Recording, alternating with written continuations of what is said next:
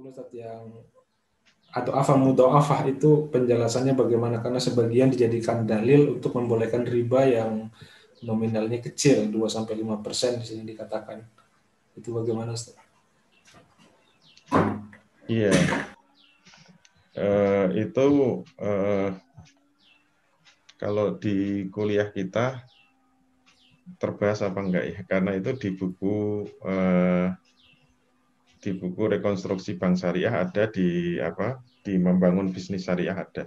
Jadi ada bab tentang pendapat yang menghalalkan bunga bank itu sampai 9 pendapat.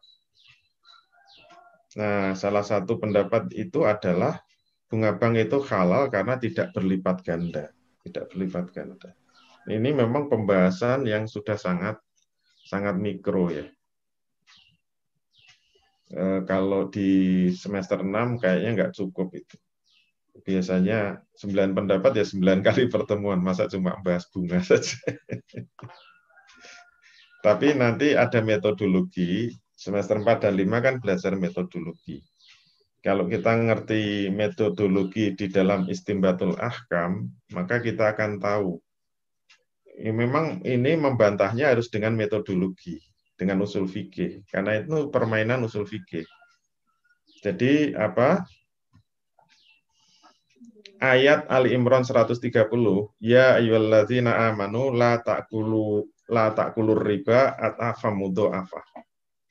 Wahai orang-orang yang beriman, janganlah kamu memakan riba yang berlipat ganda. Nah, ini kan menggunakan usul fikih ini. Jadi pendekatannya dua sebenarnya. Yang pertama menggunakan mafhum mukhalafah. Jadi ayat ini diambil mafhum mukhalafahnya. Kalau Allah mengatakan janganlah kamu memakan riba yang berlipat ganda, maka mafhum mukhalafahnya apa? Pemahaman yang sebaliknya, berarti kalau tidak berlipat ganda itu boleh. Begitu kan? Ini namanya mengambil mafhum mukhalafah. Nah, kita memang harus belajar metodologi. Metodologi ekonomi Islam ya usul fikih sebenarnya. Itu yang nanti semester 4 dan 5. Cuma barangkali ini menjadi inspirasi nanti, berarti contoh-contohnya harus sampai ke sini ya. Bisa menjadi contoh untuk metodologi usul fikih. Nah, ternyata di dalam aturan usul fikih, mengambil mafhum mukhalafah itu ada syarat-syaratnya. Nah, ini yang paling penting. Tidak boleh semua ayat diambil mafhum mukhalafahnya.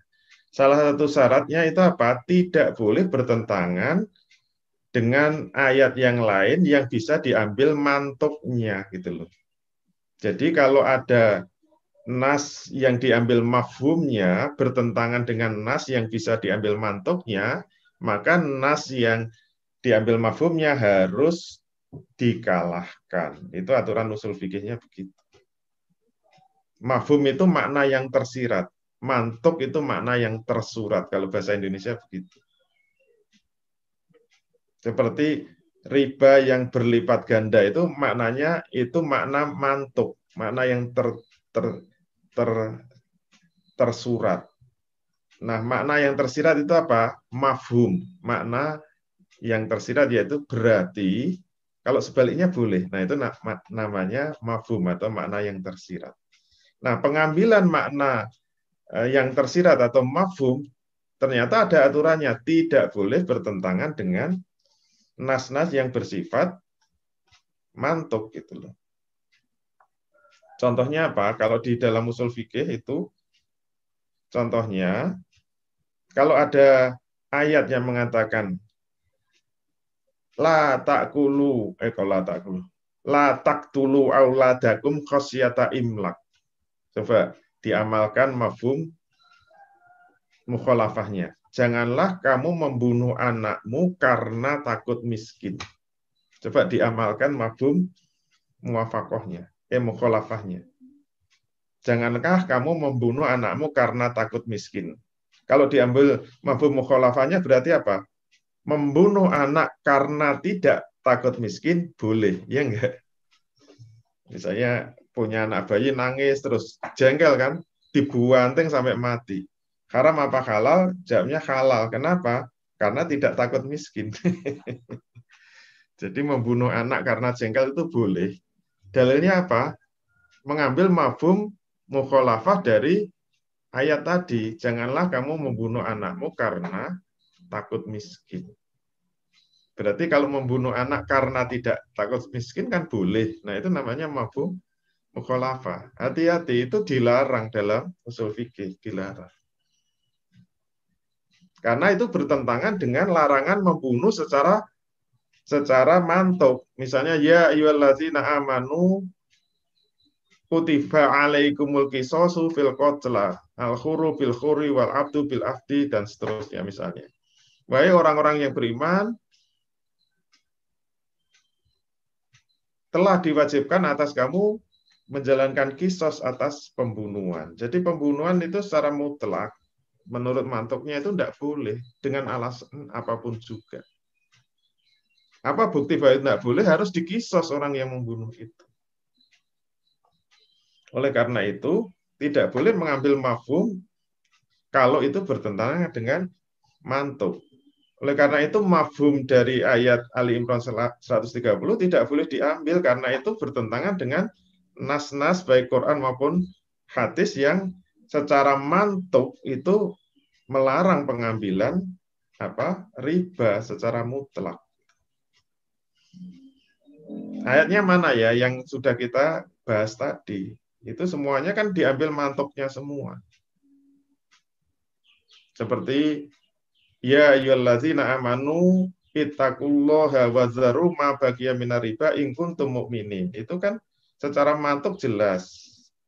Sisa-sisa riba secara mutlak berapapun juga tidak boleh diambil. Terus ayat tadi wa in tubtum falakum ru'usu amwalikum itu secara mantuk. Tidak boleh dikalahkan oleh mafhum.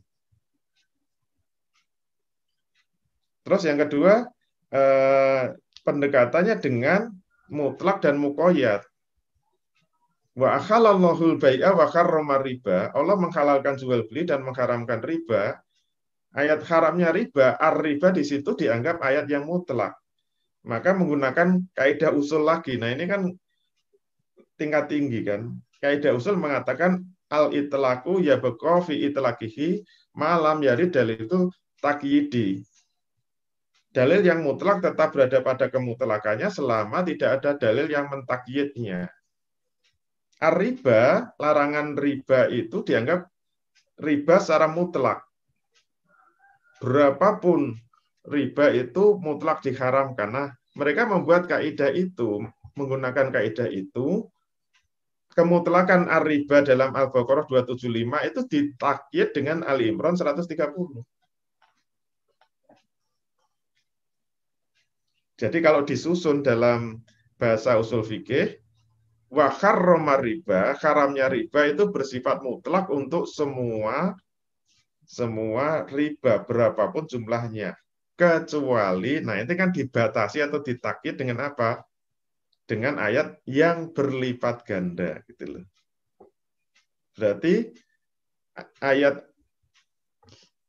Al-Baqarah 275 itu adalah mutlak, Ali Imran 130 itu muqayyad yang membatasi. Semua riba diharamkan kecuali yang berlipat ganda. Berarti kalau tidak berlipat ganda itu boleh. Itu caranya menggunakan dalil mutlak dengan muqayyad. Nah, pembahasannya bagaimana? Maka ternyata menggunakan dalil sebagai takyid itu ada syaratnya juga. Kalau belajar usul fikih nggak lengkap ya bahaya. Apalagi masyarakatnya tidak pernah belajar usul fikih, diomongi ustadz yang ngerti dikit-dikit usul fikih. Wah, betul itu betul. Nggak ngerti aturan-aturan usul fikih. Ternyata dalam usul fikih itu ulama memberikan tuntunan yang rigid ya. Salah satunya apa? Dalil itu boleh menjadi takyid terhadap dalil yang mutlak, syaratnya apa? Dalil takyid itu harus turun belakangan dari dalil yang mutlak. Jadi dalil pengecualian itu turunnya harus setelah dalil yang dikecualikan. Padahal Ali Imran 130 itu turunnya duluan daripada Al-Baqarah 275. Al-Baqarah 275 itu ayat-ayat terakhir sebelum Nabi wafat. Jadi tidak mungkin ayat terakhir itu ditakyid oleh ayat yang mendahului. Jadi pengecualian itu tidak boleh turun terlebih dahulu daripada yang dikecualikan. Itu nggak ada logikanya. Secara usul fikih tertolak. Itu cara membahasnya. Itu pendekatannya full usul fikih. Nah itu semester 4 dan 5 ya. Kita harus menguasai metodologi usul fikih. Jadi kalau mau jadi pakar ekonomi Islam memang harus menguasai usul fikihnya. Itu 2 semester kita bahas sampai muntah-muntah ya. Supaya ya hujahnya itu kuat gitu loh. Kita ngomong itu haram itu jelas. Intinya nanti semester 45 itu harus pakar ekonomi Islam harus bisa melakukan tarjih.